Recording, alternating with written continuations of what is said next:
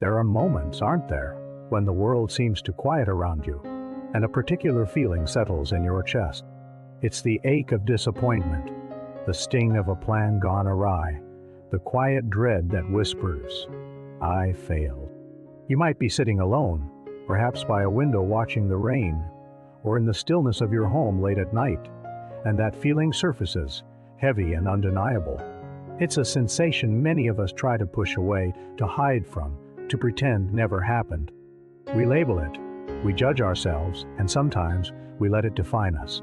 Perhaps it was a dream you chased, a project you poured your heart into, a relationship you fought for with every fiber of your being.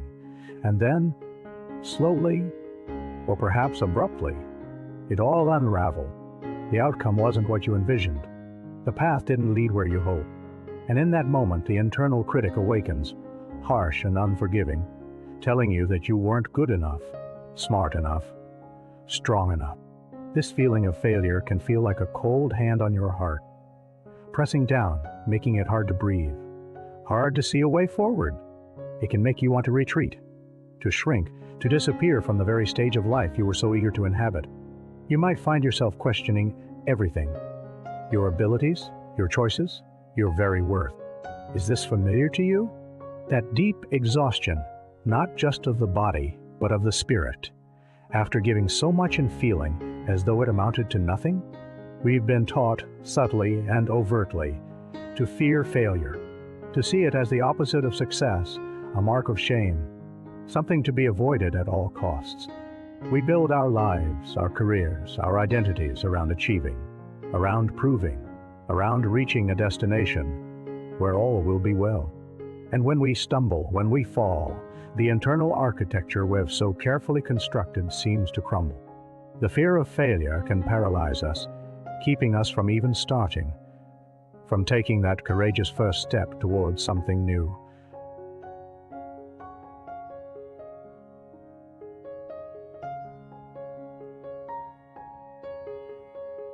Something that truly calls to our soul. We stay in the comfortable, the known, the small, because the thought of falling short feels too painful to bear. But what if we've misunderstood the very nature of this experience? What if the path we've been on, the one that tells us to avoid failure, is precisely the path that keeps us from true growth, from deep understanding? Imagine for a moment a young sapling reaching for the sun.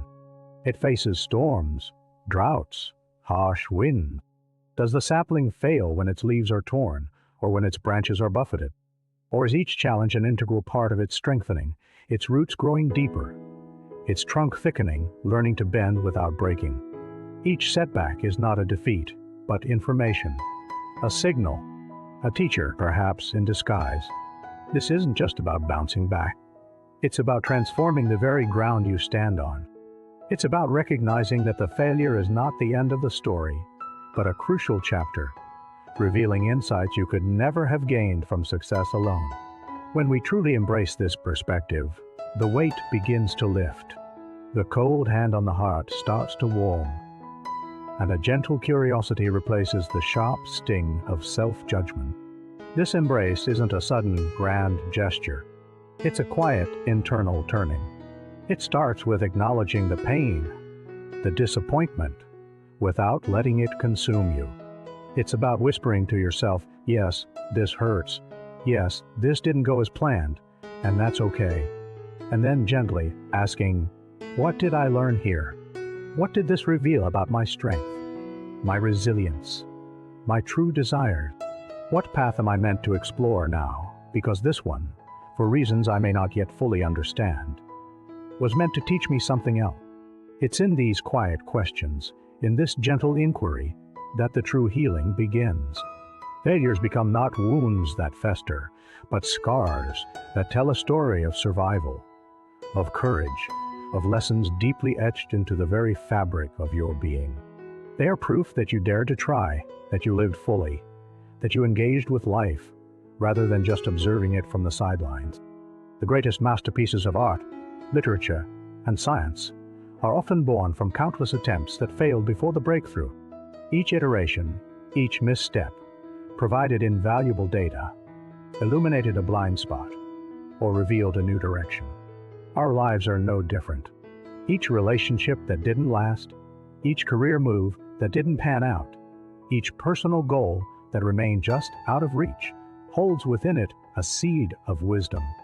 These experiences are not signs of your inadequacy, but rather the universe's way of guiding you, refining you, shaping you into the person you are meant to become. They are the subtle shifts in the river current that direct the water toward its ultimate destination, even if the journey is winding and unpredictable. So, as you sit with that feeling tonight, that echo of a past disappointment, consider gently inviting it closer. Not to wallow, but to understand, to listen to what it has to say. It might be telling you about a boundary you need to set, a skill you need to cultivate, a perspective you need to broaden, or even a completely different path you are meant to walk. It is an invitation to self-compassion, to understanding that our worth is not tied to flawless execution, but to our willingness to engage, to learn, to grow, and to continue always to evolve.